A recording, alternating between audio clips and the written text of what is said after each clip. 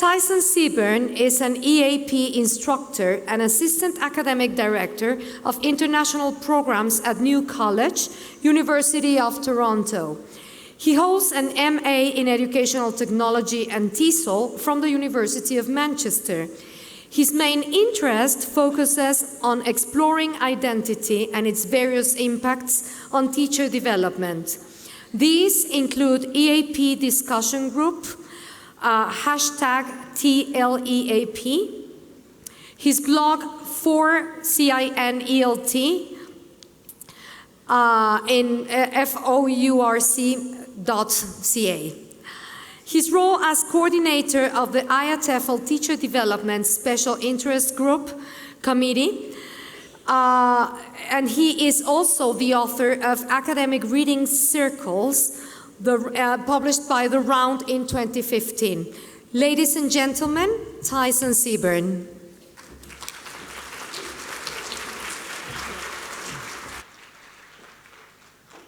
Hello. Hola. That's the end of my Spanish. A little bit more maybe, but not too much. Anyway, I would like to really thank the British Council for inviting me to deliver this talk today. And I echo previous plenaries who've mentioned that they're amazed by the size of this conference. In Canada, we have nothing this big, not even close.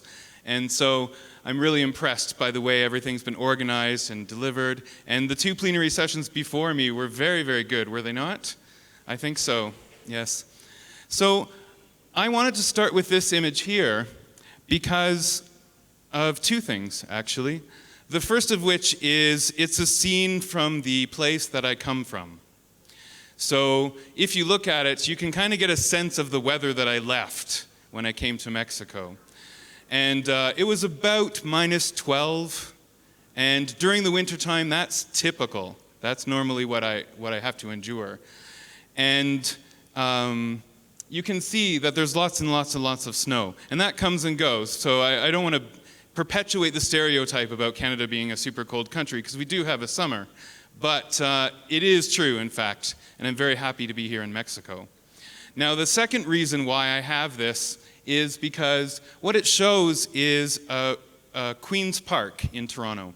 And in Queen's Park, Toronto, there's a lot of pathways that you can go through in order to get from one side to the other.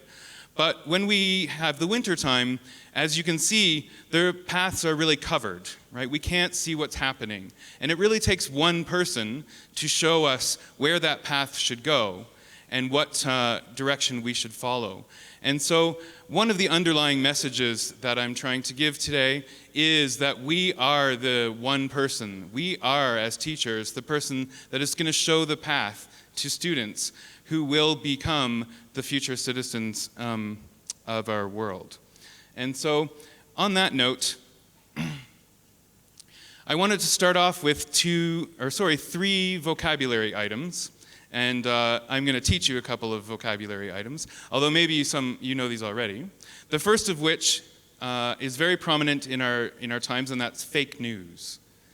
I'm sure everyone's heard of the term fake news, and how fake news is something that is proliferated by various people, including the President of the United States, particularly in terms of claiming things are fake news. And we can see the term fake news appear throughout different newspaper articles and magazines and so on. The second one is alternative facts. And you may have seen this one as well. We live in a time where organizations such as governments want to claim that the facts that we can actually look at, the evidence that we can actually look at, isn't real. And there's some sort of alternative to that. There's some alternative fact. And what I find interesting is that this image in particular is a game that was recently developed about alternative facts. And so if you want to play a game that proliferates this type of messaging, maybe you can take a look at it there. And then the third term we can see lately is post-truth, and how we live in a post-truth era. And this graphic in particular comes from Oxford Dictionaries, and it shows how the use of the term post-truth has increased in frequency substantially in the last few years. And I think since I found this graphic in 2016, it's probably just shot up. So we have all of these fake news, we have these alternative facts, and we have this post-truth era all throughout our media, and it's just coming at us over and over and over. And so I think it's important that we be able to navigate that ourselves, but we also need to help our students be able to navigate what is true, what's not true, and be able to really think these things through themselves. So I want to start with this one. Has anybody seen this before? I would imagine you have, because last I looked, it was shared on Facebook 2.6 million times. And so, not unlike yourself, I was exposed to this on Facebook. And when I was exposed to it, I think it was just a couple of years ago, and one of my friends posted this.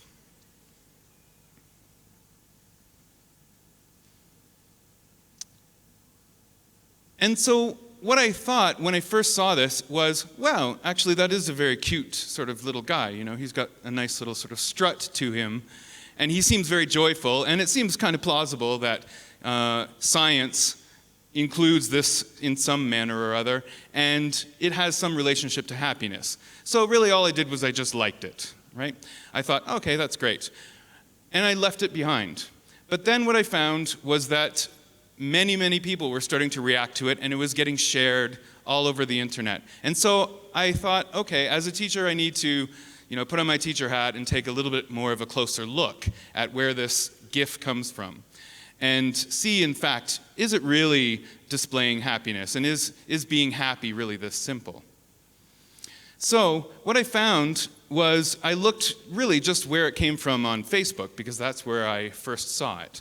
And what I found was a fairly early share suggested that you're seeing a protein pull an endorphin along a filament to the inner part of the parietal cortex of the brain that generates happiness. You're looking at happiness. And so I thought, okay, well, that gives me a little bit more insight to what this little guy is, right? And it seems, when I read through that, although I don't have any scientific background per se, that it seems likely that, okay, it must be an endorphin along a filament, and it, when it reaches its destination, produces happiness. So I thought, okay, that sounds pretty good. And then a little bit further, particularly for this talk, I found that actually it originated somewhere around this time period on a site called Imgur, which is more of an image site. And it had a similar description, not quite exactly the same, but basically the message was pretty much the same. And so if you stop there, what you and I and probably a lot of other people who don't have a scientific background would probably just accept this information as truth, right? This is what it is. And when we share it, we're not sharing anything that's particularly egregious. So I'm going to come back to this guy a little bit later in the talk, because I think this demonstrates some of the concepts that I'm going to be talking about and giving you some examples of throughout this talk. So keep him in mind, and we'll return to him a little bit later.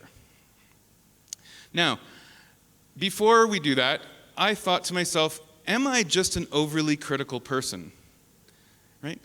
And the reason why I thought, am I just an overly critical person, is because actually, when I did see this guy, and I did a little investigation, a few questions started coming in my mind. And maybe when you saw that and you saw the description as well, you also may have thought of some of these questions. So let's see if we have some similarity in terms of how critical we are. First, I thought, are proteins and endorphins actually so colorful? Right? It's very bright, it's orange, it's got a nice little glow to it. The strand that it was on was a nice bright green color, and I thought, wow, I didn't know that inside me was so colorful. As you can see, I typically wear monochrome. I also thought then, where is the light coming from that generates those shadows, right? So when you look at that GIF, we'll come back to it, but when you look at the GIF, there's a definite source of light somewhere, and it's shining onto it, which presumably is how you can see such a colorful little guy. I then started to be even more critical and thought, can scientists actually get a camera small enough to go inside a brain to see such microorganisms?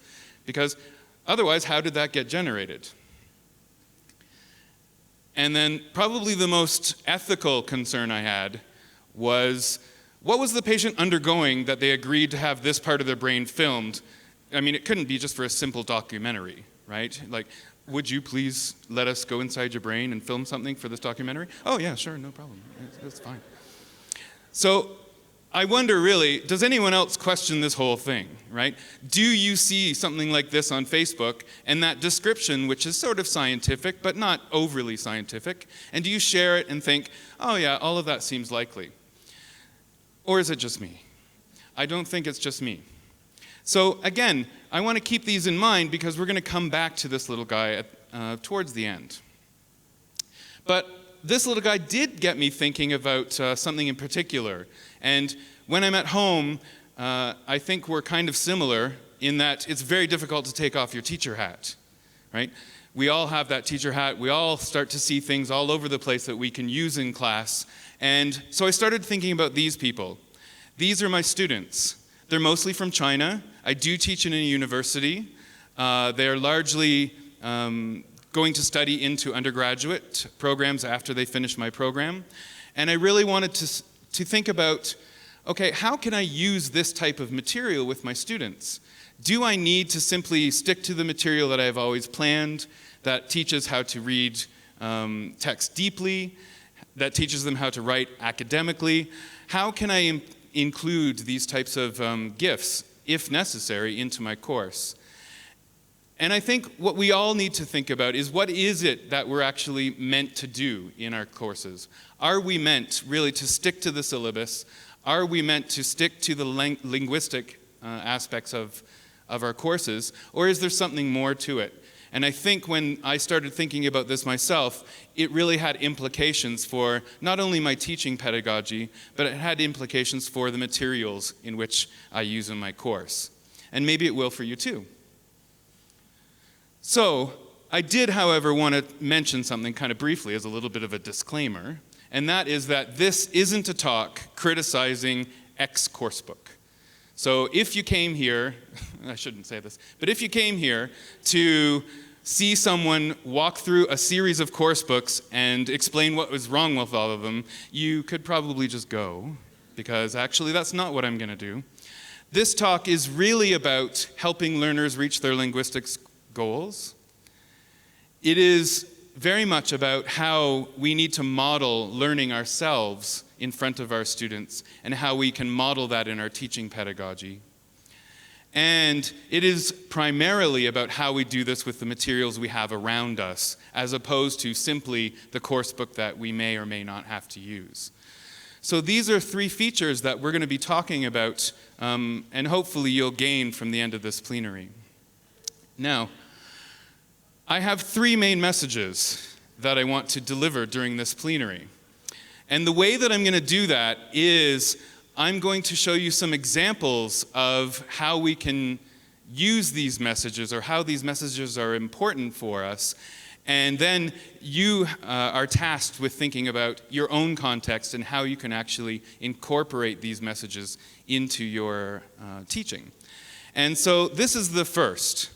So when you look at this image, what do you think's going on?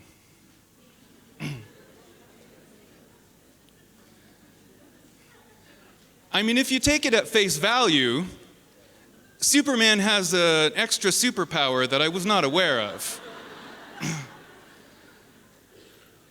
And really, what's happening here is we're seeing a snapshot of information, aren't we?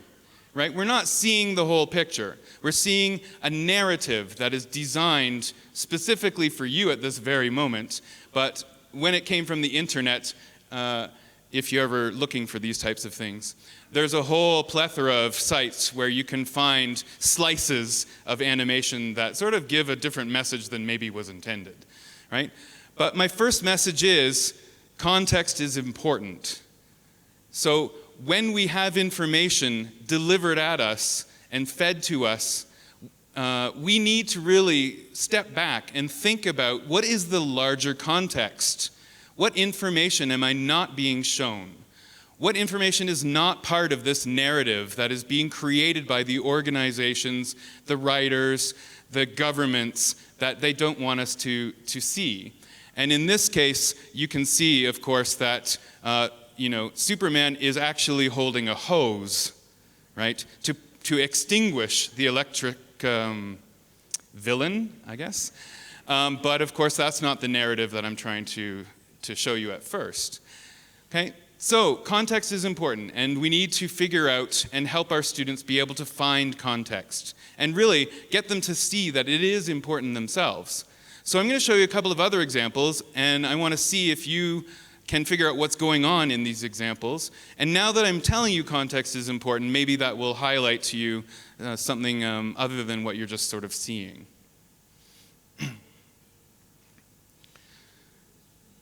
So again, fist pump your partner as Paula did, or whatever you want to do, but I want you to think about, what do you think is happening here?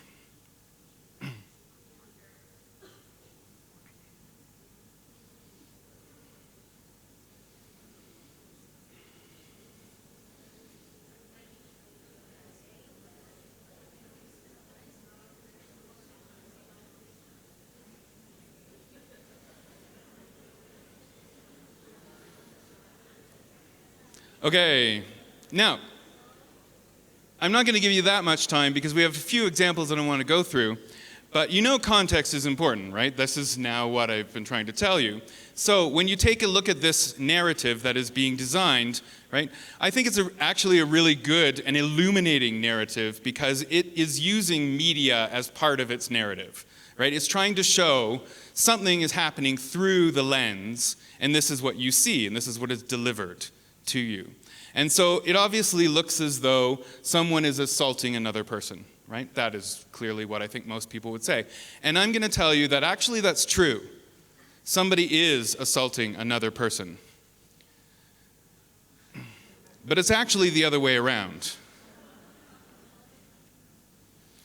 And so what this demonstrates is that when you only see a certain amount, you only see a snapshot of information, which in this case is what you're seeing through the lens, that is what you're being led to believe. And these are things that we as teachers need to be cognizant of, and I'm sure because we're all intelligent, we all probably are, but we also need to be able to help our students see the value of looking for context as well, in whatever forms that takes. So, now you think, okay, I've got it, Tyson. I get context is important, so I'm not going to be misled next time. So here we go.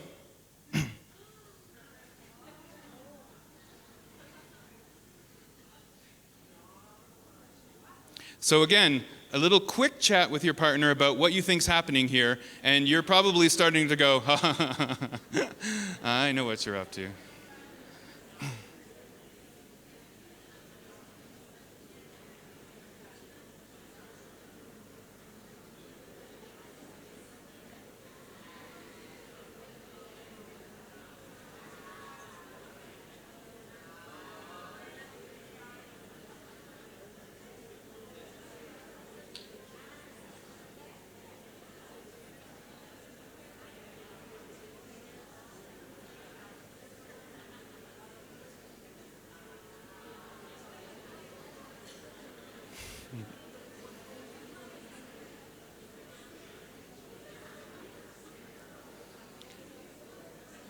Okay, now, if this was a smaller workshop situation, I'd try to elicit some things from you.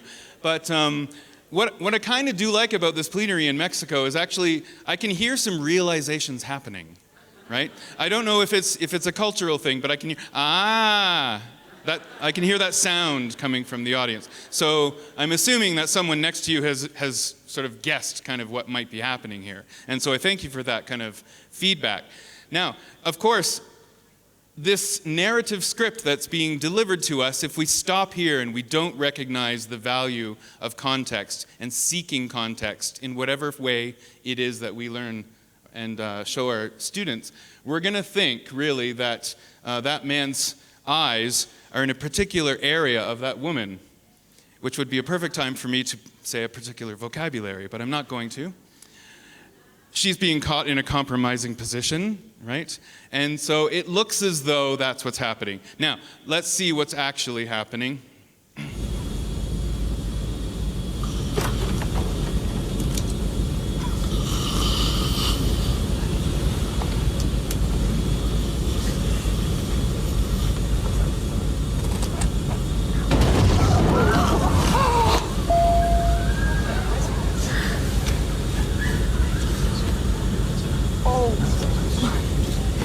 Howdy, folks.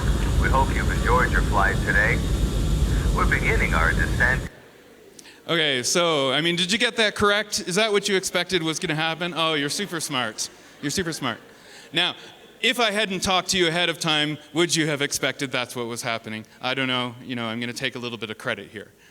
Now, what I do like is that this is a commercial that comes from a company called AmeriQuest, and as you see, the message that they're really delivering as a mortgage company is that you should apply for a mortgage with us, and we're not going to judge you, right? We're not going to judge your past and your past credit history, sort of like we shouldn't prejudge what's going on here.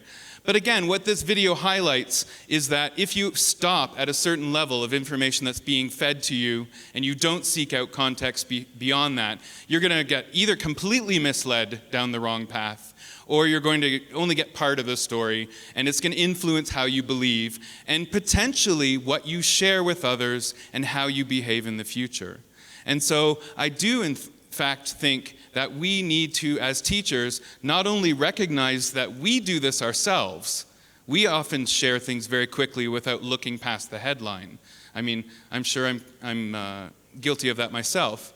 But imagine in our classes, the power dynamic that is set up between the learners and the teacher simply alone suggests that they're going to believe everything that you put in front of them. And so I think it's important that we all try to recognize that we do this kind of thing and try to help our learners not only recognize that it's a problem for us, but here are some tools and ways in which we can try to look at the bigger picture and find a more balanced set of information. Finally, the last little situation of context I wanted to show you was something a little bit more severe, you might say.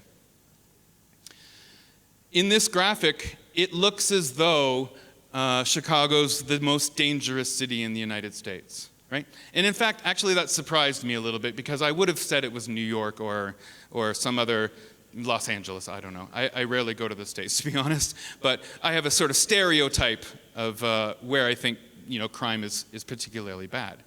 Now, when I look at this, of course, it looks as though Chicago is, in fact, the one, because it has the most number of murders in 2014, as a matter of fact. But again, if we stop here and we don't encourage our learners in the materials that we present to them or the materials that they're seeing just outside of the class, and we don't help them find ways and realize that context is important, they may stop there and give that information incorrectly to someone else. Because, in fact, when you put it into context, and you add population data to the graph itself, Chicago no longer even appears. In fact, Detroit ends up being the highest crime rate comparatively when you add in the size of the population. So statistics are a way in which you can add a little bit of confirmation bias to something you may already believe. And as a result, that fake news or alternative facts or post-truth, whatever you want to call it, gets spread. And therefore, we need to be cognizant of that in our classrooms and try to bring tools for the students to be able to recognize this when they go out in the world themselves, especially in a second or other language. Doing it in your first language is difficult enough. So while my first message to you was context is very important, and in the classroom it is something that we need to really help out our students. I'm going to move on to a second message now, but it's not entirely different than context is important because it is important. We always have to keep that in mind. So I want you to look at this image here. Have you watched this movie? Right? So I think most of us have watched it, right? I think we're fed Disney movies all the time, and that's not necessarily a bad thing. However, Shermer, who is a psychologist, suggests that based on research, that when a message is delivered to everyone, For our brains, belief comes naturally and quickly. Skepticism is slow and unnatural, and most people have a very low tolerance for ambiguity. And these are reasons why fake news proliferates to a certain degree. Insofar as Serburn's trying to suggest here that we have a natural inclination to believe something that is told to us. We don't necessarily want to be skeptical. But let me just do a quick little poll here. How many of you would claim yourself to be pretty skeptical? Right? You think you're a skeptic, right? You are, not a whole lot of people, actually. So many of you are actually quite naive. Oh, no, not naive. Many of you are quite trusting, shall we say. And I think that actually shows the truth, right? We do want to naturally believe something when it comes from a source, right? So let's test this out then. For all of you who said you were skeptics, did you notice him? Oh, look at that, right? Many people don't notice him, but of course, you naturally skeptical people would. To my knowledge, he never appeared in Snow White's bed, right? He was never anywhere, right? But when you first look at this image, there is a tendency to kind of just gloss over it and think, oh, everything kind of looks perfectly fine. It's from a movie that I've seen before. And in fact, when I asked you if you'd seen this movie before, all of you went, oh yes, there was a resounding yes. But which movie actually, right? There's two movies in this particular scene, right? All of you sort of went with the Snow White thing because it's probably the majority, and whether or not I believe you saw this guy and were skeptical of why he was there, nobody mentioned it, right? Nobody said, hey, Tyson, wait a minute, that's not actually true. In fact, this guy comes from another movie called Treasure Hunt, and his name is John, right? But when we automatically have this tendency to want to believe things, it comes down to really sort of three key elements, in my opinion. One of those is beliefs themselves, right? So what beliefs does the end user, and that's just a sort of technical information sciencey term for you. So what beliefs do you already believe about the message that's being delivered to you, right? If you come into a particular topic with a whole set of beliefs behind that topic that already make you think something, you tend to overlook other issues that are happening in that information because the majority of it actually agrees with what you already thought. So we have to be aware of what beliefs are being brought into the classroom and in general as well.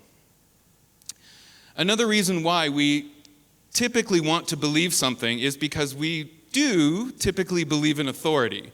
And whether or not you believe that because of the governments that you are familiar with or the news, whatever has made you skeptical, in general, we really think about how trustworthy is the source of the information that is coming to you. And so in my case, right now, because I'm a plenary speaker talking to you right now and this is my slideshow and etc., you may have simply just believed that image was the way it was supposed to be. But in fact, that could just be partially because you believe Disney movies all look like this, you see all the little characters in it, and that's sort of what you've brought into it, and because I'm kind of the authority talking about this topic right now, at least you think so. And the final thing that helps us to overlook inconsistencies and not really question things too deeply is plausibility. So to us, to the end user, to the person who's receiving the information, how likely is that message, right? We do a little scan in our head to try to think about the likelihood, the probability that the message that is being delivered to us is true. And all three of these together are reasons why we typically want to believe something rather than be skeptical. And so we need to be aware of these things in things that we're doing ourselves and help our students to be able to recognize that this man did not actually come from Snow White. He came from somewhere else. And so my second key message here is evaluation is key. So first, context is important. Second, evaluation is key. And we need to teach our students how to evaluate.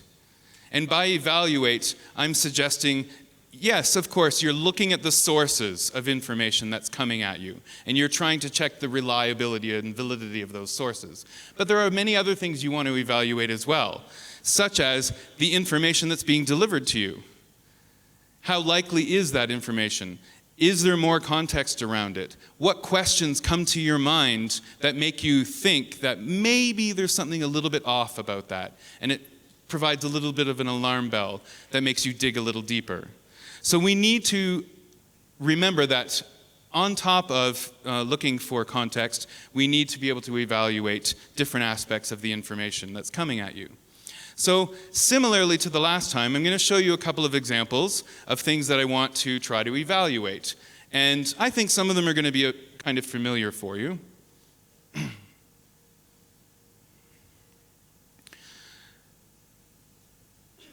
So the first of which comes from a site that has a bunch of statistical charts on it, right?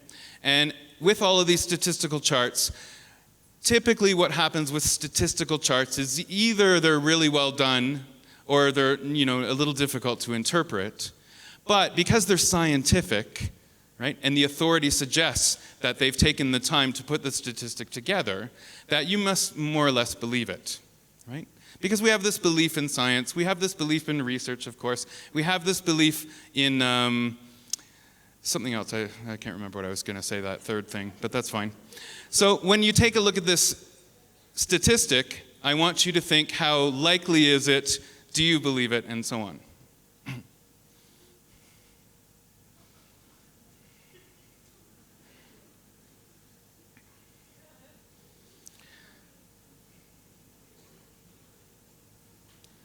Now, Nicolas Cage is a famous actor. He has a lot of influence around the world, but I'm not entirely sure that he has enough influence to cause more people to drown by falling into a pool. However, when you plot out the number of films that Nicolas Cage has been in over his career, and then you plot out the number of times people have drowned in a pool, they actually correlate, right? It looks as though one somehow causes the other, right? Now, of course, this is ridiculous. Right? Obviously, this is not true, right? And I use this hyperbolic sort of situation to highlight the idea that correlation does not equal causation, right? And in fact, there may not really even be a correlation so much, right?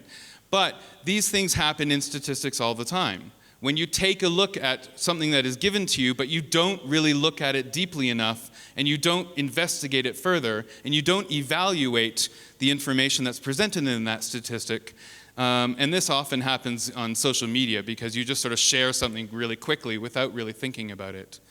What happens is it gives a misleading position, and as a result, we get information that's shared around the world that is in fact not entirely true, or in this case, entirely false. This is another example of where we need to evaluate information that's coming from us, although it's not particularly egregious. But it is an example of something that I think we're all familiar with.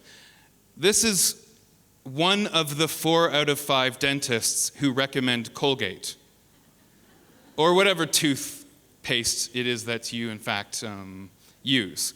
I'm sure we've all heard this statistic brought up in a commercial sometime or other, right?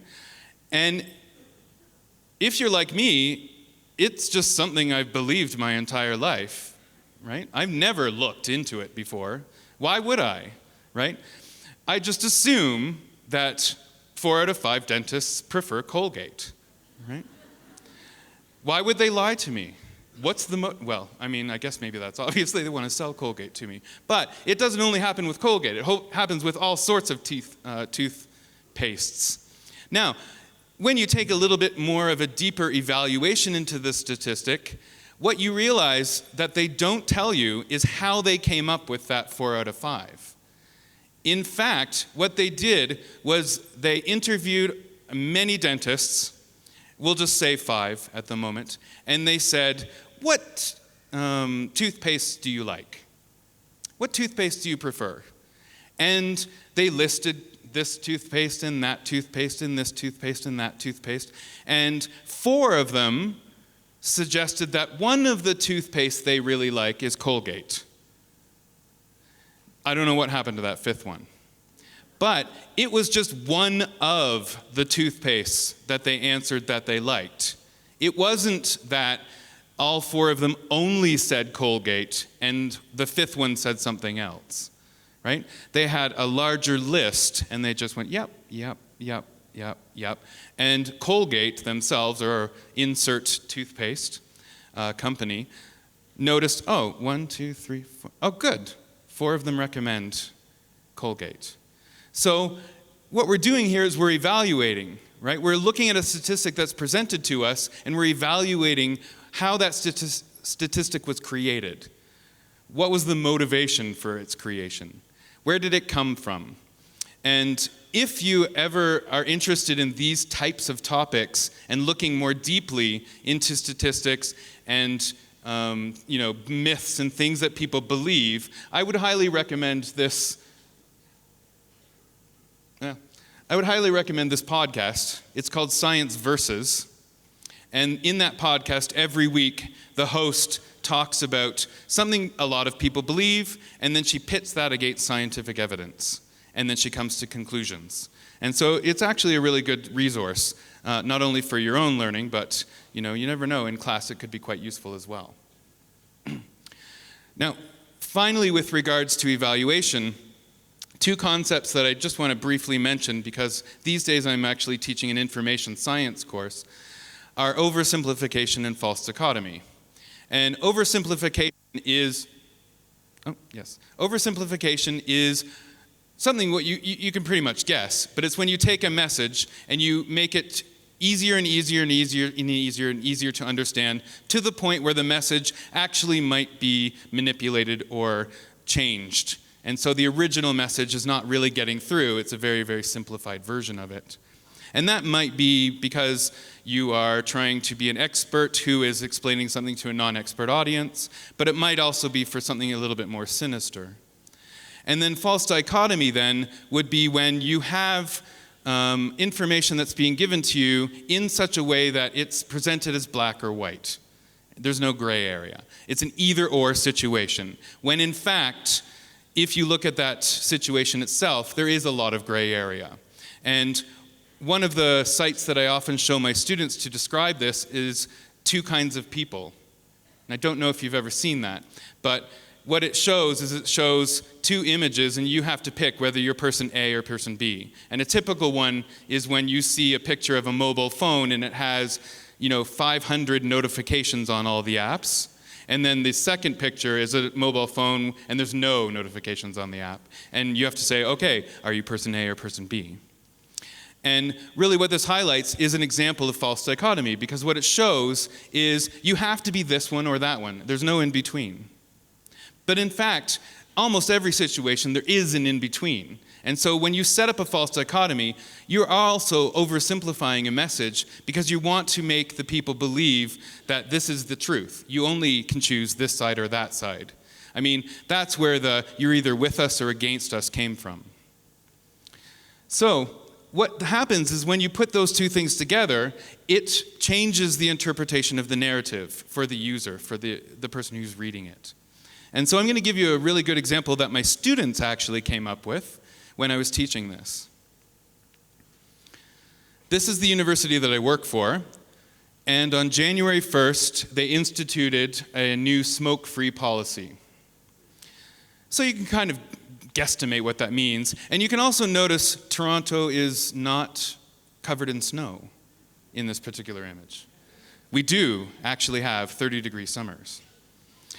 But that's besides the point, I digress. So my student said, I want to show an example of where some message has been oversimplified. And this is a very current example, and this is an example that affects me because I'm a smoker. And I said, okay, so tell us about this. And what he noticed was signs that were starting to appear all over the campus that said, welcome to our smoke-free campus. There were signs that said, no smoking, no vaping, pop up everywhere all over the campus. And so, to an average person, it suggests you cannot smoke at the University of Toronto, right? Because the University of Toronto has a smoke-free policy. And so, most people will probably sort of stop there. But what this student recognized was a very important question. And that was by looking at the very brief documentation that the university provided. And one said, there's a general prohibition against smoking. Smoking is not permitted on any University of Toronto property except pursuant to this policy. And they don't really give a lot of other information. But what my student's question is what is University of Toronto property, actually? And you may not have ever been to U of T, so I might need to describe it a little bit. But University of Toronto is a campus that is in the middle of downtown Toronto. And as a result, city streets run all the way through it, right? It's not an isolated campus, right? So it's not like you go there and that's the end of it. It's just part of the downtown. It looks like a campus, right, mind you. There's Harry Potter buildings all over the place, right? But it is, in fact, a campus that is spread throughout the downtown core. And so my student started to question, if there's a no smoking policy on campus and it suggests that you can't smoke on University of Toronto property, what is, in fact, University of Toronto property? And so he looked through the university website to find more information, and clearly you don't have to read that. But he did notice, in fact, that it did mention there are different campuses of the university, and their geographic location and situation to public non-university space impacts this policy. So it depends which campus you're on and where, in fact, the non-university space is. So it kind of confirmed to him that, oh, University of Toronto is saying that there's a no-smoking policy, but a little further evaluation of that message, if you dig a little more deeply, you're starting to recognize that it's actually only on University of Toronto policy, and we have to figure out where that is. And so, whoops, I shouldn't go that far. And so actually, what he ended up realizing is that the city streets themselves are not University of Toronto property. The sidewalks on those streets are not University of Toronto property. And therefore, he called the city to find out, and the city, in fact, did say, no, they can't stop you from smoking on city streets. You can smoke wherever you want on city streets, as long as it's not within 15 meters of a building. But when you take a look really at what the university is giving in terms of information to the public, they're really manipulating that information by oversimplifying it, right? They're trying on purpose to get people to stop smoking on the campus. But in fact, by making the information that is actually true more difficult to find, most people now just think you can't smoke anywhere on campus. So if someone did smoke on a city street, what ends up happening is some person comes around and goes, oh, no, you can't smoke on here. And then the person who is smoking has to say, no, this is a city property. And they say, no, there's a no smoking policy on campus.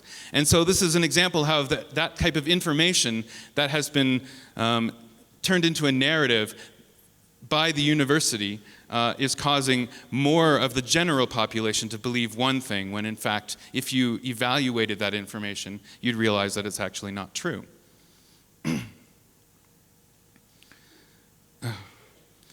And finally, I want to mention this as an example of a source of information, right? So yes, we've looked at pictures and we've looked at images and we've looked at videos, but most of the information that's coming at us and our students is going to be from online. And so this is an example of an article that was shared on Facebook and Twitter and all over the place. And it comes from this site, InfoWars. And so what I try to teach my students is that when you're looking at websites, you need to evaluate those websites, right? You need to not just look at simply what the information is being given to you and use that information in your writing as an example, right? You have to dig deeper. You have to evaluate. And so I tell them there are questions that you want to ask. You want to ask yourself, who is the author of this website? What does the website say about the author themselves? what type of information is being attributed to other places on the internet? Is that information being interpreted by the author in a specific way that the original source didn't actually say? Is, in fact, their language throughout the website that is somewhat consistent in terms of its patterns? Does it use extreme and emotional language as opposed to more matter-of-fact language? And then look at other sources that talk about the same topic. Do they say the same things, or do they say things that are different than that? And so when it comes to this particular example, where this site was suggesting that Sweden is banning Christmas lights because they don't want to offend the Muslim community who's there, in fact, when you check that information, you realize that this site alone always produces this type of information. This site, it does this. This is what they're all about, is trying to theorize things that may or may not be true. And when you go to the original source, the Swedish article that actually came out, you realize that in fact they were banning the Christmas lights because the new style of Christmas lights were too heavy, and therefore they were pulling down the poles and the trees that they were on and causing a safety hazard. And that, in fact, was the reason. So we need to be able to evaluate information that's coming at us, as well as helping our students do that too. And so one last little bit for you to try out is evaluation also. And I'm going to tell you something that you may or may not believe. And when you do that, I want you to think sort of what's your emotional reaction to these things. Okay? So here's our little experiment. So the first thing I want you to do is when I show you a statement, I want you to rate how strongly you agree or disagree with that statement. Right? So 1 is, no, that's absolutely, I don't agree with that at all. No, no, no, no, no, no, no. And then 10 would be, yeah, that's totally true. I totally agree with it. Right? And so, like Paula, 3 should be 2. And anyway, if you're more on the no side, how strongly do you want to try to prove me wrong? Yes or no? Okay, so here's my first statement.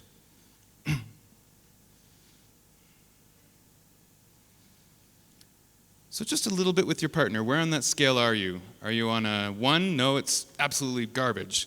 Or are you up to a 10? Sure, it's totally true.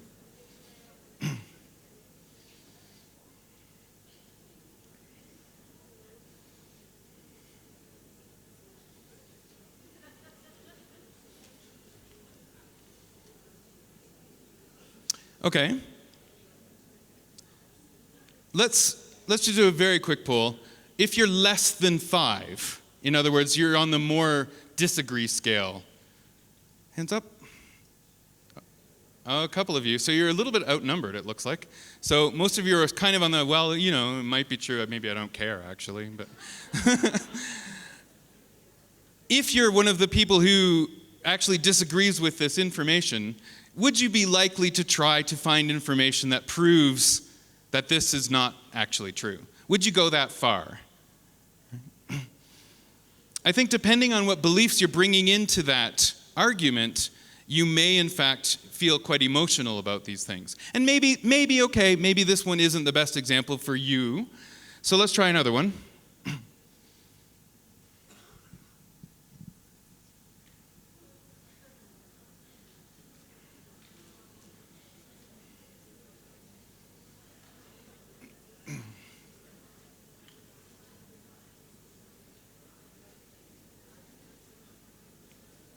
Okay, so again, this is maybe, I don't know, is it more controversial to you, right?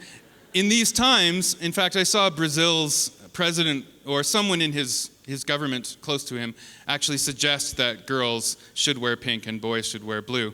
And, you know, that was sort of enraging in a sense for me, although I am wearing blue. But again, what's happening here is, depending on how strongly you feel about this thing, you might not be so willing to accept that this information is true, right? Even if I give you a bunch of sources that also verify the idea and where it came from, that in fact, pink was initially the boys' color and blue was initially the girls', there still might be this feeling inside of you that says, no, no, no, that can't be correct. I'm leaving this plenary right now. You're awful. Goodbye. So, how about this one?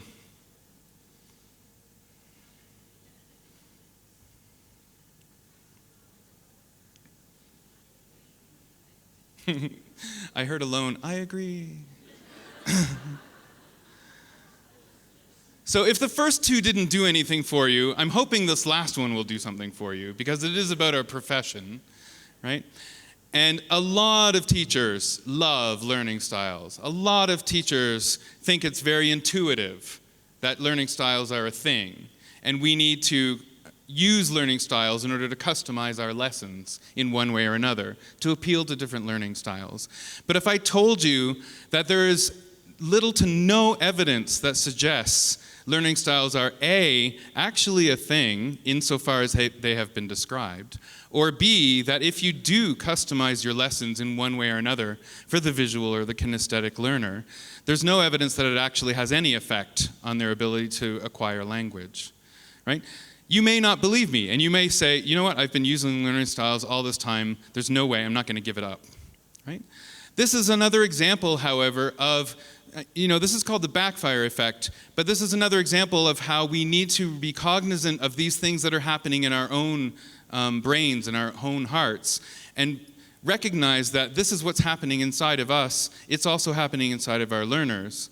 And so we need to learn to evaluate information that's given to us, not simply accept that information because it agrees with what we already agreed with.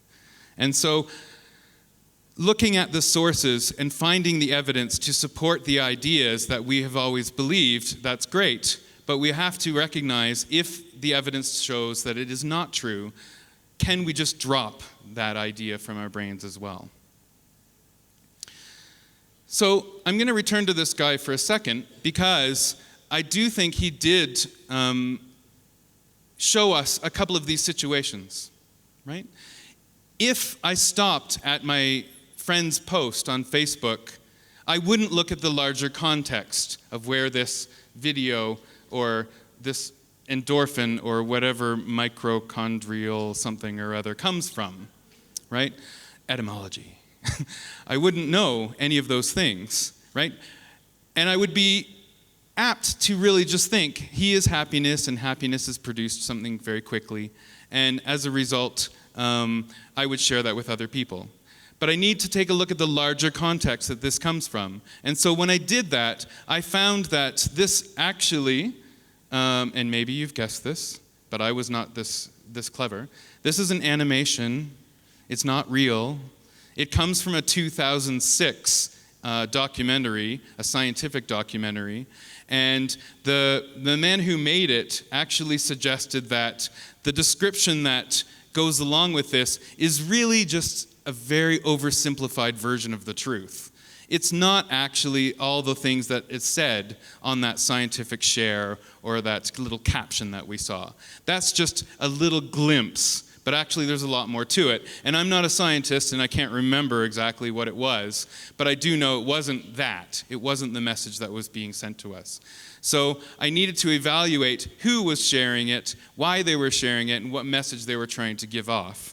And so after I do that, then I realize there's a lot more to this picture than just what is being shared. So I want to return then to my class.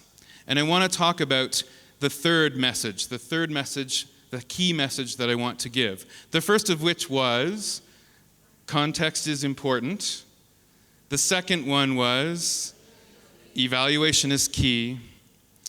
And so I need to consider all of my students and all the different types of students that are in my course. I need to recognize that my students are there for very different reasons, and they're bringing in different beliefs, they're bringing in different backgrounds, they're bringing in different histories. Even though they're all Chinese, some of them are gay, some of them are trans, some of them are obese, some of them have disabilities, some of them are religious, some of them are from minority groups even within China. And as a result, I need to help them be able to navigate the environment that they're coming into in the second language, beyond just the language themselves. And I have to think about what materials can I do to reach all of these students and prepare them better for the environments that they're going to be going into. And simply treating them as one sort of Chinese person is not the way I'm going to do that. So my third key message here is empowering our learners is our mandate. That is what we're doing as educators. We are not simply teaching language alone. We are educators, and we need to empower our learners with the skills to look for context, to evaluate the information that's being given to them, so that they don't share that information badly and they don't misinterpret that information themselves. And I heard a really good quote as I was doing a critical pedagogy discussion group with my colleagues, several of them, and she said this: if you view yourself solely as a language technician, you're selling yourself short. And so, hopefully what you're gleaning from this plenary today is that, yes, we want to help our students reach their linguistic goals, but that alone is not what we do as educators. That alone is not who we are, and that alone is not our mandate. Our mandate is to help our learners do various things with the information that's being given to them. The first of which is we want to help them seek content. We need to tell them that it is important and help them be able to find out context beyond just the narrative that's being shown to them. We have to help our learners evaluate the information that's coming at them. And how do we do that? With the tools that are at our disposal. And we need to help to empower our learners to be able to do both of those things. So teaching language is just not it alone. And so, no, this wasn't that kind of talk where I take a look at a course book and I look at the individual tasks that are in that course book, and we look at the goods and the bads, and we, try to tell you, no, you shouldn't be teaching from this course book. It really wasn't that talk at all. It really was a talk with this underlying message. We need to treat our learners like humans who will navigate the world in English, in addition to that of their L1. We don't treat them as commodities where X, Y language lessons need to be completed for Z exam, or fill up classes simply for profit. This is the underlying message, the mysterious question message of those three. And I think each one of those three key messages that I tried to tell you is looking at our learners not as students that are just coming in order to teach a language so that they can pass an exam and get out. Is trying to get them to have the tools and see the world in a way that sees the truth, and they can make their own judgments beyond that. So, having said that, everyone likes a dog. So I decided to put a dog at the last slide. This is my dog. This is Lou, and she thanks you very much for coming to this plenary, and I hope you have a great day. Thank you very much, Tyson.